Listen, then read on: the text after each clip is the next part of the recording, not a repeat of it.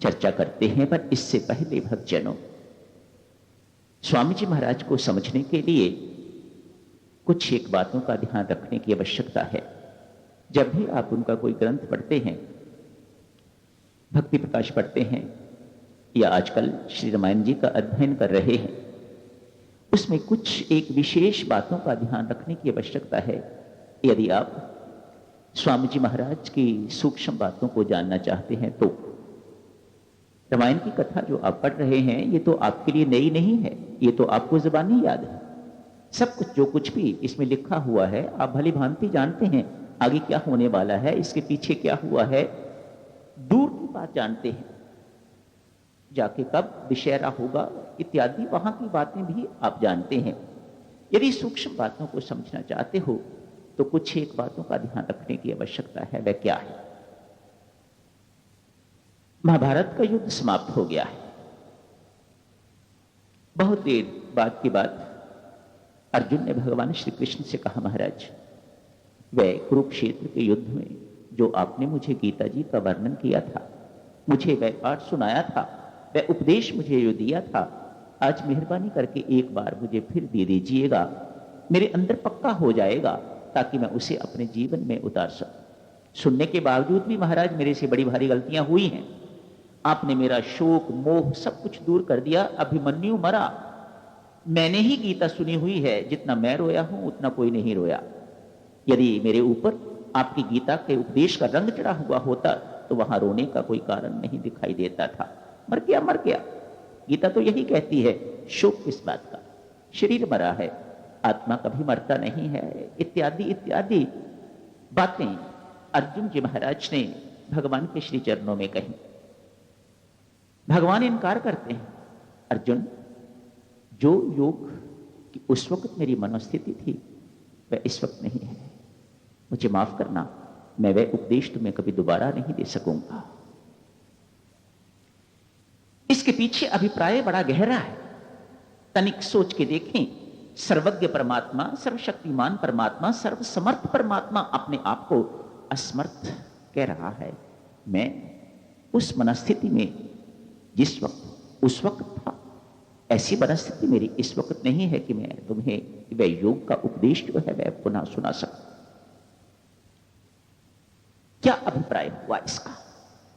इसका अभिप्राय भक्तजनों यही है, वक्ता भी यदि उसकी कुछ स्थितियां होती हैं तो श्रोताओं की भी स्थितियां होती हैं।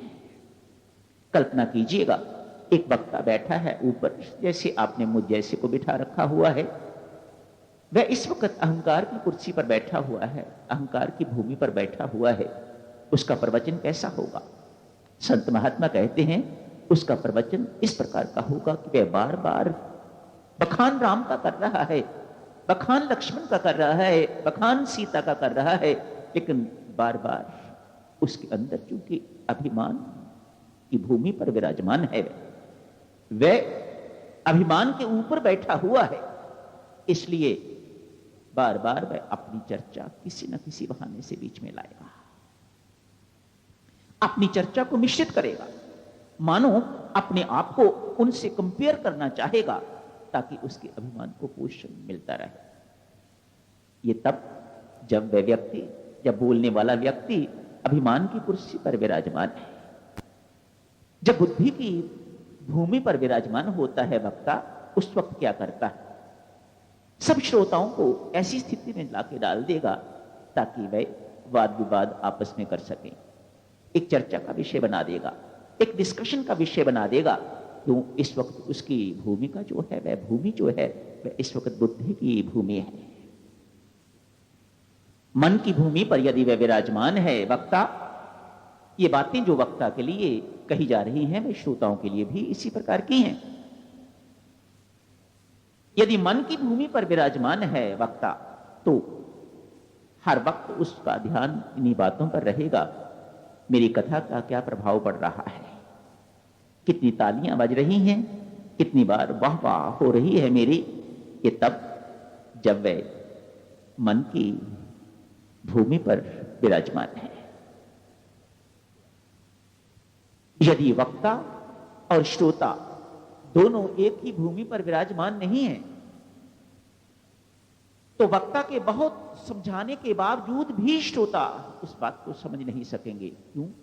मनस्थिति एक जैसी नहीं है। उदाहरण दिया, ध्यान दें, देवऋषि नारद, हम तो बहुत मामूली इंसान हैं, देवऋषि नारद भगवान के पास अपने विवाह का प्रस्ताव लेके गए हैं। कौन? देवऋषि नारद, एक योगी भगवान के पास अपने विवाह का प्रस्ताव लेके गए हैं। भगवान कहते हैं, देवऋषि, जो आपके हित में होगा मैं वही करूंगा। क्यों? एक योगी आज भोगी बनने जा रहा है। मानो एक रोगी यदि कुपोथ्य मांगता है तो एक डॉक्टर का यह कर्तव्य नहीं बनता कि वह उसे दे दे। ये बात नारद जी की समझ में नहीं आई। इतनी स्पष्ट बात भगवान ने कही है, इससे स्पष्ट भगवान और क्या कहें? मैं तेरी शादी नहीं होने दूंगा, कुछ भी हो जाए, तू जितना मर्जी जोर लगा ले, जो कुछ करना चाहे तू कर ले, मैं तुझे भोगी नहीं बनने दूंगा। तू मेरा अति प्रिय है और जो तेरे हित में है मैं वही करूंगा। लेकिन ये बात देवऋषि नारद की समझ में नहीं आती, नहीं तो बात वहीं खत्म हो जाती। नहीं, वह आगे बढ़ते गए हैं। क्यों समझ में नहीं आई? इसलिए देवऋषि नारद की वृत्ति इस वक्त रामाकार नहीं है, वह कामाकार हो गई होती है।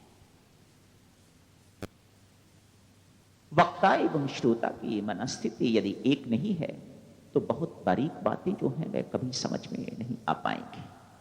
स्वामी जी महाराज की रचनाओं को सूक्ष्म ढंग से देखना चाहते हो तो अपनी मनोवृत्ति स्वामी जी महाराज जैसी करो, तो फिर देखो अपने मन को स्वामी जी महाराज के मन के साथ मिला के देखो, तो वह चीजें भी आपको वह समझाएंगे जो उन्होंने नहीं लिख रखी हैं, जिन्हें कहा जाता है इन बिटवीन लाइन्स क्या लिखा हुआ है।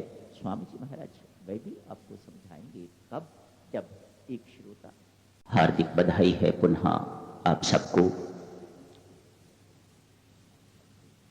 राजा दशरथ तो बहुत बूढ़े हो गए हैं, पुत्रेष्टि यज्ञ करना पड़ा, प्रभु अवतरित हुए। आपको याद होगा राजा दशरथ पूर्व जन्म के मनु महाराज और माता कुशल्या शत्रुपा, बड़ी घोर तपस्या करी इन दोनों ने। और तपस्या करने के उपरांत भगवान से वरदान प्राप्त कर लिया कि आप हमारी कोख में आओगे, पुत्र रूप में आप हमारे घर जन्म लोगे, अवतरित होगे। वह अपना वरदान भगवान ने पूर्ण किया है। बड़े हो गए हैं प्रभु, बड़ा हर्षो उल्लास मनाया गया है, बहुत खुशियां, मानो निराशा जिंदगी भर की आशा में परिवर्तित हो गई। तो खुशियां क्यों ना हो, हर्षो उल्लास मनाया जा रहा है। सारा अवध खुशियां मना रहा है प्रभु के अवतरित होने पर। 4 पुत्र पैदा हुए हैं, बड़े हो गए हैं। महर्षि